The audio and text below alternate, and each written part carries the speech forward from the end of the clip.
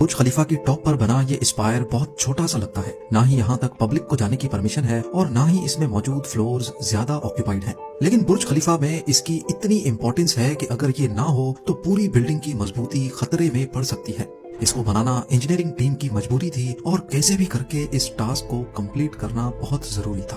صرف برج خلیفہ کا یہ اسپائر اپنے آپ میں ایک اسکائی اسکریپر سے کم نہیں ہے۔ جتنی صرف اس اسپائر کی ہائٹ ہے، اتنا بڑا اسکائی اسکریپر تو دنیا کی آدھی سے زیادہ کنٹریز میں بھی نہیں ہے۔ 4000 ٹن اسٹیل سے بنا یہ 244 میٹر اونچا اسپائر، جس میں موجود یہ ٹاپ کا اینٹینا ہی صرف 350 ٹن وزنی ہے۔ اگر اس پورے اسپائر کو ہٹا دیا جائے تو برج خلیفہ کی اونچائی 30% کم ہو کر صرف 585 میٹر رہ جائے گی۔ یہی وہ اونچائی ہے جہاں پبلک کے لیے جانے والا آخری 154 فلور موجود ہے۔ اس کے اوپر سے اسپائر شروع ہوتا ہے جو برج خلیفہ کی ٹپ پر جا کر ختم ہوتا ہے۔ اس میں 155 سے لے کر 163 فلور تک بنائے گئے ہیں، پر آپ کو جان کر حیرت ہوگی کہ یہ فلورز رہنے کے قابل بالکل بھی نہیں ہے، کیونکہ تیز ہواؤں کے دوران پورا اسپائر 6 فٹ تک ہلتا رہتا ہے۔ جی ہاں، یہ اس کا کوئی فالٹ نہیں ہے، بلکہ اسپائر کا ہلنا اس کا ایک ایڈوانس فیچر ہے۔ دبئی کی لوکیشن ہی کچھ ایسی ہے کہ ایک طرف عربین گلف تو دوسری طرف گلف آف عمان ہے۔ تیز سمندری ہوائیں دبئی کا مقدر ہے، اور جس اونچائی پہ برج خلیفہ کا ٹاپ ہے وہاں تیز ہواؤں کے جھونکوں کی رفتار 240 کلومیٹر پر آور تک آسانی سے پہنچ جاتی ہے۔ ان ہواؤں کے پریشر کو یہ اسپائر اپنے اندر ایبزارب کر لیتا ہے۔ یہ خود 6 فٹ تک ہل کر اپنے نیچے 154 فلورز کو سیف رکھتا ہے۔ American structural engineer William baker نے پہلی بار برج خلیفہ کے لیے ایسا ڈیزائن بنایا تھا جو ہواؤں کو روکتا نہیں بلکہ لٹرلی ان کو کنفیوز کرتا ہے۔ تیز ہوائیں جب اسٹرکچر سے ٹکراتی ہیں تو انرجی جنریٹ ہوتی ہے۔ اس انرجی کو کہیں نہ کہیں سے نکلنا ضرور ہے۔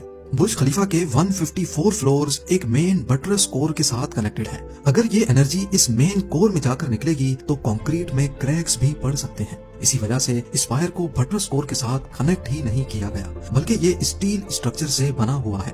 جیسا کہ آپ جانتے ہیں کہ اسٹیل ایک فلیکسیبل میٹل ہے، ہواؤں سے پیدا ہونے والی انرجی اسپائر کے اسٹیل اسٹرکچر میں جا کر ریلیز ہو جاتی ہے، جس کی وجہ سے برج خلیفہ کا ٹاپ ہلنے لگتا ہے۔ انجینئرز نے اس کو ایسے ڈیزائن کیا ہے کہ یہ صرف 6 فٹ تک ہل سکتا ہے۔ اسپائر برج خلیفہ کے لیے صرف یہ اکیلی قربانی ہی نہیں دیتا، بلکہ اسپائر پہ لگی یہ ڈیوائس پورے دبئی کو خطرناک آسمانی بجلی سے بھی بچاتی ہے۔ دنیا کے سب سے اونچے اسکائی اسکریپر کے ٹاپ پہ لگی یہ ڈیوائس ایک لائٹننگ ارسٹر ہے۔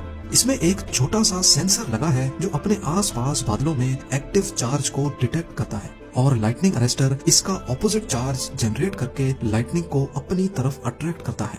پھر اسٹیل وائر کے ذریعے کروڑوں وولٹس کے چارج کو سیفلی پوری بلڈنگ کو بچاتا ہوا زمین کے اندر لے جاتا ہے۔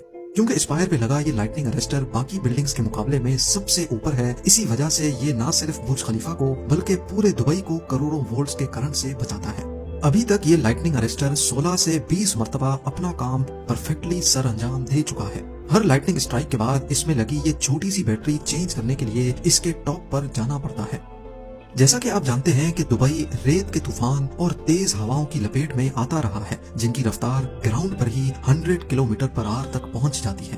اتنی تیز ہوائیں اونچے اسکائی اسکریپرز کے لیے ایک بہت بڑا مسئلہ ہے۔ نیو یارک سٹی کے قریب مڈ ٹاؤن مینہٹن میں صرف 279 میٹر اونچا سٹی گروپ سینٹر موجود ہے۔ 1978 میں کنسٹرکشن کے بعد اس کے ڈیزائن میں ایک بہت بڑا انجینئرنگ فلا پکڑا گیا۔ پرنسٹن یونیورسٹی کے ایک انجینئرنگ اسٹوڈنٹ نے نوٹس کیا کہ سٹی گروپ سینٹر تیز ہواؤں کا لوڈ برداشت نہیں کر پائے گا۔ تیز ہواؤں کا صرف 25% ہی سٹی گروپ سینٹر کو آسانی سے گرا سکتا تھا۔ یہ فلا جب بلڈنگ کے ڈیزائنر تک پہنچا تو انہوں نے فوراً کچھ کیلکولیشنز کی اور انجینئرنگ اسٹوڈنٹ کی بات سے اتفاق کیا۔ کہا جاتا ہے کہ اس معاملے کو راز رکھ کر بلڈنگ میں مینٹیننس کے نام پہ ایکسٹرا ڈیمپرز ایڈ کیے گئے، اور یہ بات کئی سالوں تک ڈسکلوز نہیں کی گئی تھی۔ جب تیز ہوائیں کسی بھی بلڈنگ سے ٹکراتی ہیں تو بلڈنگ کی بیک سائڈ پہ روٹرز پیدا ہوتے ہیں، جن کو وورٹسز بھی کہا جاتا ہے۔ یہ وورٹسز لو ایئر پریشر کے پاکٹس ہوتے ہیں جو بلڈنگ کو سائیڈ ویز ہلاتے ہیں۔ ایک بار بلڈنگ تھوڑی سی بھی ہلنا شروع ہو جائے تو یہ وورٹسز اس موومنٹ کو بہت زیادہ بڑھا دیتے ہیں۔ اس کی سب سے پرفیکٹ ایگزامپل پارک میں لگا جھولا ہے، جو شاید آپ سب نے کبھی نہ کبھی ضرور جھولا ہوگا۔ جھولا جھولتے وقت اپنی ٹانگوں کو جھولے کی موومنٹ کے ساتھ ہلایا جائے تو جھولا خود بخود تیز ہوتا جاتا ہے، کیونکہ ہم اپنی ٹانگیں جھولے کی فریکوینسی کے ساتھ ہلا رہے ہوتے ہیں۔ اس فنومنا کو ریزوننس کہا جاتا ہے۔ दुनिया की सबसे ऊंची बिल्डिंग बुर्ज खलीफा के केस में स्ट्रक्चरल इंजीनियर विलियम बेकर ने ऐसा डिजाइन बनाया जो हवाओं को अपने आप कंफ्यूज करता है। अगर आप गौर करें तो बुर्ज खलीफा के ये तमाम डेक्स एक दूसरे के लेवल पे नहीं बनाए गए, बल्कि इनको एसिमेट्रिकली बनाया गया है, यानी हर डेक दूसरे से मुख्तलिफ है। इसकी वजह से जब हवा बुर्ज खलीफा से टकराती है तो उसके हर फ्लोर के पीछे पैदा होने वाले रोटर या वोर्टिसेस भी एक दूसरे से डिफरेंट होते हैं, यानी इनकी फ्रीक्वेंसी टावर की फ्रीक्वेंसी से मैच नहीं कर पाती। यही वजह है कि दुनिया की सबसे ऊंची बिल्डिंग तेज हवाओं को कंफ्यूज करके पिछले 13 सालों से सही सलामत खड़ी है। फिर चाहे हवा नॉर्थ से आए या साउथ से, बुर्ज खलीफा का डिजाइन चारों तरफ से हवा को कंफ्यूज करता है। नॉर्मली किसी भी कंस्ट्रक्शन प्रोजेक्ट बनने से पहले उसका कंप्लीट डिजाइन पहले तैयार किया जाता है, लेकिन बुर्ज खलीफा की कंस्ट्रक्शन के दौरान किसी को भी मालूम नहीं था कि ये टावर कितनी ऊंचाई तक जाएगा। सबसे पहले इसकी प्रपोज हाइट 530 मीटर्स थी, क्योंकि 2003 में जब बुर्ज खलीफा की कंस्ट्रक्शन स्टार्ट हुई उस वक्त ताइवान में टाइपाई 101 की कंस्ट्रक्शन अपने आखिरी फेज में थी।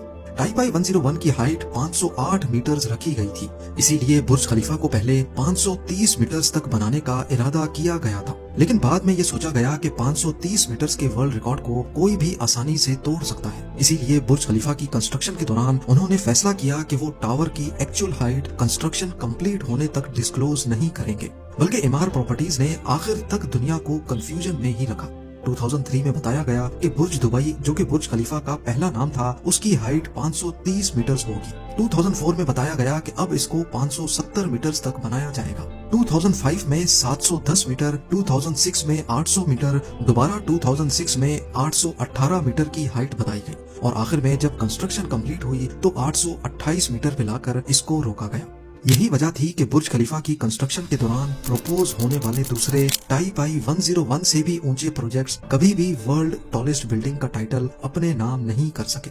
बुर्ज खलीफा की इन्हीं अनप्रेडिक्टेबल वेरिएशंस की वजह से इमार प्रॉपर्टीज, जिन्होंने इनिशियली ये प्रोजेक्ट प्रपोज किया था, उनको फाइनेंशियल प्रॉब्लम्स का सामना करना पड़ा, क्योंकि उन्होंने जो बजट रखा था वो इसकी हाइट बढ़ने के साथ साथ खत्म होता जा रहा था। बात यहाँ तक पहुँच गई कि बुर्ज खलीफा की कंस्ट्रक्शन को ही रोकना पड़ा। फिर अबू धाबी के रूलर शेख खलीफा बिन जायद अल नहयान ने प्रोजेक्ट को फंड करके इसको दोबारा जिंदा किया। यही वो पॉइंट था जब बुर्ज दुबई का नाम चेंज करके बुर्ज खलीफा रखा गया। बुर्ज खलीफा के बाद वर्ल्ड टॉलेस्ट बिल्डिंग का टाइटल अपने नाम करने की रेस में कई प्रोजेक्ट्स अनाउंस हुए और कंस्ट्रक्शन भी स्टार्ट हुई, लेकिन अभी तक कोई उम्मीद नहीं कि ये टाइटल दुबई से कोई छीन पाएगा। सऊदी अरब के जदा टावर की कंस्ट्रक्शन पिछले कई सालों से बंद पड़ी है। कुवैत ने बुर्ज मुबारक के नाम से 1 किलोमीटर ऊंची बिल्डिंग बनाने का प्लान बनाया है, लेकिन इस प्लान के बाद इसकी कोई अपडेट नहीं आई। हत्ता के नकील प्रॉपर्टीज ने दुबई में ही एक प्रोजेक्ट नकील टावर के नाम से लॉन्च किया था, जिसकी हाइट 1000 मीटर से भी ज्यादा बताई जा रही थी। 2009 में इसकी कंस्ट्रक्शन भी स्टार्ट हुई, लेकिन अगले ही साल ये प्रोजेक्ट बंद कर दिया गया। बुर्ज खलीफा पर टोटल 1.5 बिलियन डॉलर्स का खर्चा हुआ था, जो कि करीब 12,300 करोड़ रुपए बनते हैं। आज हर रोज 8 से 10,000 टूरिस्ट बुर्ज खलीफा को विजिट करते हैं। अगर एवरेज एंट्री फीस से ही कैलकुलेशन की जाए तो सिर्फ एक साल में बुर्ज खलीफा सिर्फ एंट्री टिकट्स बेचकर $1 बिलियन से ज्यादा कमा रहा है, और इसकी वजह से दुबई में जितना इकोनॉमिक बूम आया उसका तो कोई हिसाब ही नहीं।